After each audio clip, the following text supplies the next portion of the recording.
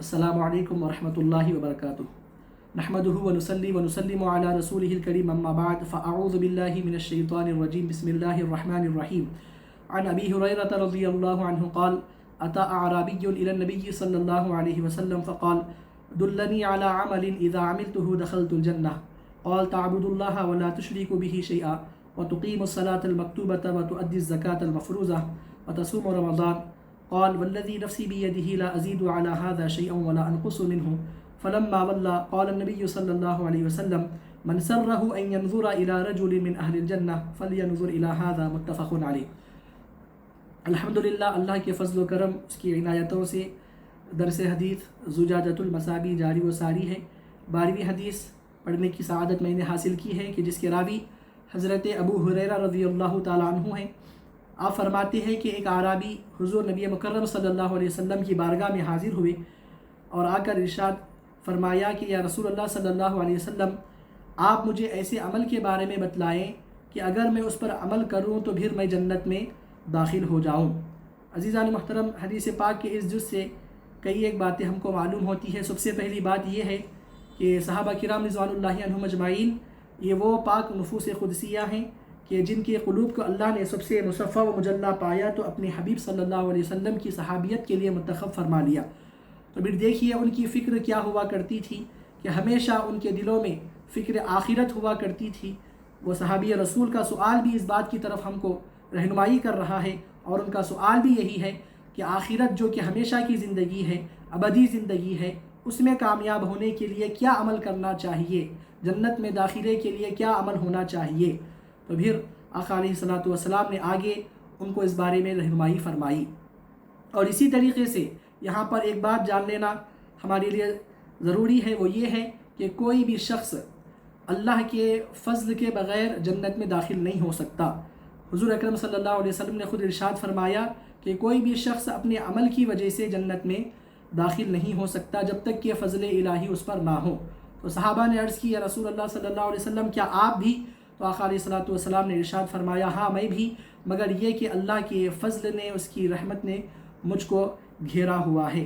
तो मालूम क्या हुआ कि कोई भी शख्स अपनी इबादतों पर मगरूर नहीं बनना चाहिए। अगर अल्लाह ने उसको तौफ़ीक़ इनायत की है पंजगाना नमाज की अदा करने की, ज़कात अदा करने की, हज अदा करने की, रोज़ों के अहतमाम की, तो फिर वो अल्लाह का शुक्रगुज़ार रहना चाहिए कि अल्लाह ने उसको उन इबादतों के अहतमाम का अल्लाह ने उसको जो है सुना उसकी तौफ़ीक़ अता फ़रमाई है।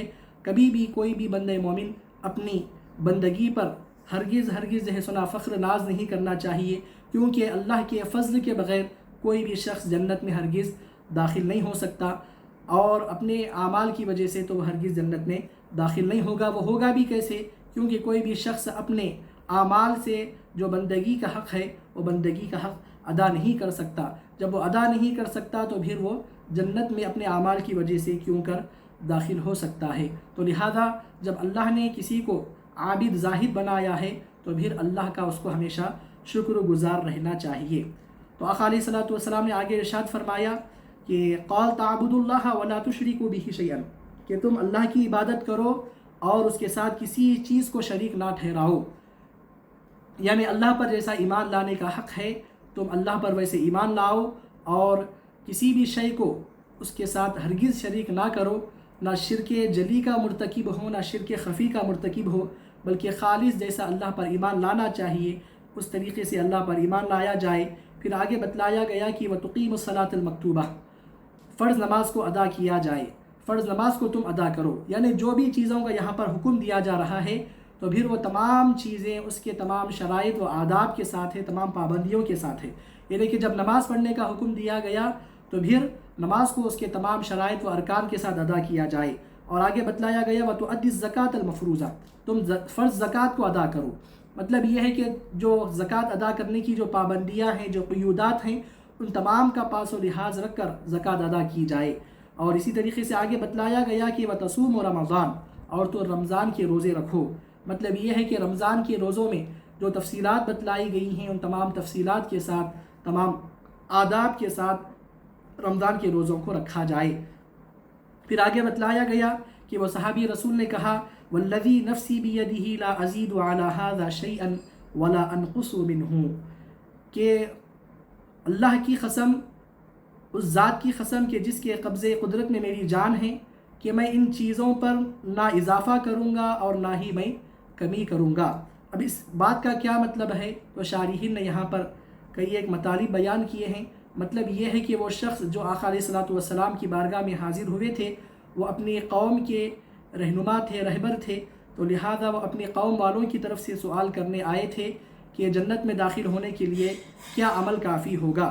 تو پھر لا ازید علی ھذا شیئا ولا انقص منہ کا مطلب یہ ہے کہ آقا علیہ الصلوۃ والسلام نے جو چیزیں بتلائی ہیں، نہ ان میں میں اپنی طرف سے کچھ اضافہ کروں گا اور نہ ہی جو باتیں بتلائی ہیں ان میں میں اپنی طرف سے کوئی کمی کروں گا۔ یعنی آقا علیہ الصلوۃ والسلام نے جو باتیں مجھ کو بتلائی ہیں من و عن، ایسے ہی وہ تمام باتیں میں اپنی قوم تک پہنچا دوں گا، میری طرف سے کچھ اضافہ اور کمی نہیں کروں گا۔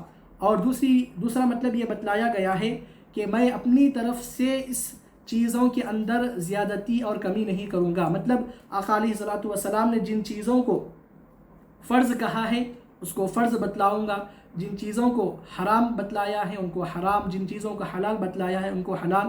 یعنی کہ آقا علیہ الصلوۃ والسلام نے جس چیز کو جو درجہ دیا ہے اس چیز کو اسی درجے کے ساتھ اپنی قوم تک میں پہنچاؤں گا۔ اور ایک مطلب یہ بتلایا گیا ہے کہ آقا علیہ الصلوۃ والسلام نے جو چیزوں کے کرنے کا مجھ کو حکم دیا ہے ان چیزوں سے اور اضافہ کوئی عمل میں نہیں کروں گا، اور جن چیزوں کو کرنے کا حکم دیا ہے ان چیزوں میں سے میں کسی چیز کو کم نہیں کروں گا، اس کو ترک نہیں کروں گا۔ تو یہ چند مطالب آقا اس جیسے حدیث پاک کے اس جملے کے بیان کیے گئے۔ پھر آگے بتلایا گیا کہ فلما ولى قال النبی صلی اللہ علیہ وسلم من سرہ ان ينظر الى رجل من اہل الجنہ فلینظر الى هذا، کہ جب وہ صحابی رسول جب وہاں سے پلٹ کر اپنے گاؤں کی طرف جب وہ چلنے لگے تو حضور اکرم صلی اللہ علیہ وسلم نے ارشاد فرمایا کہ جس کسی کو بھی یہ بات خوش کرتی ہے کہ وہ اہل جنت میں سے کسی کو دیکھے، کسی آدمی کو دیکھے، تو وہ چاہیے کہ وہ اس آدمی کو دیکھ لے۔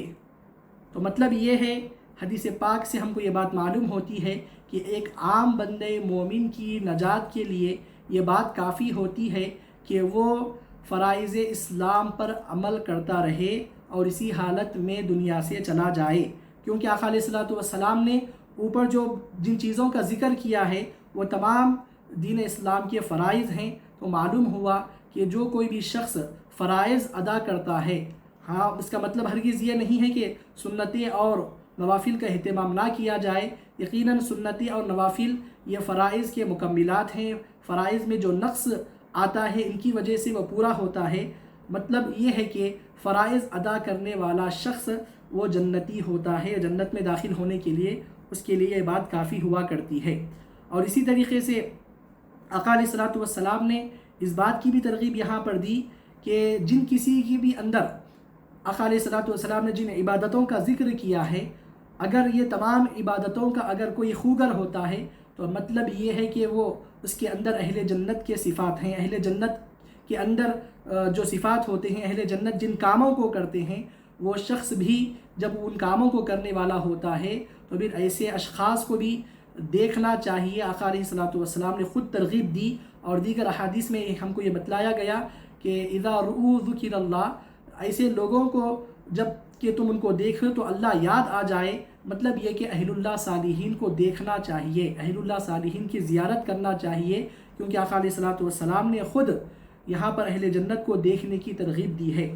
اور اسی طریقے سے یہ بات بھی ہم کو معلوم ہوتی ہے کہ ایک جو عام بندے مومن ہوتا ہے اس کے لیے، اس کی نجات کے لیے یہی کافی ہے کہ وہ فرائض پر عمل کرتا رہے، لیکن دین اسلام کے جو اضافی چیزیں ہیں، جو علمی مباحث ہیں، ان مباحث میں اس کو ہرگز نہیں پڑھنا چاہیے۔ لیکن فی زمانہ یہ دیکھا جا رہا ہے کہ لوگ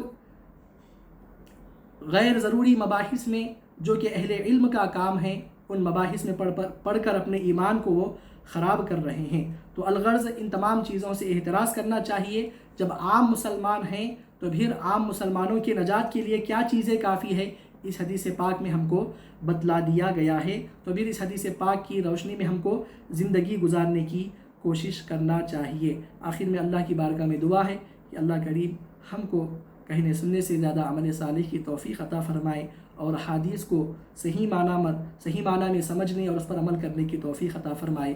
آمین وما علینا الا البلاغ۔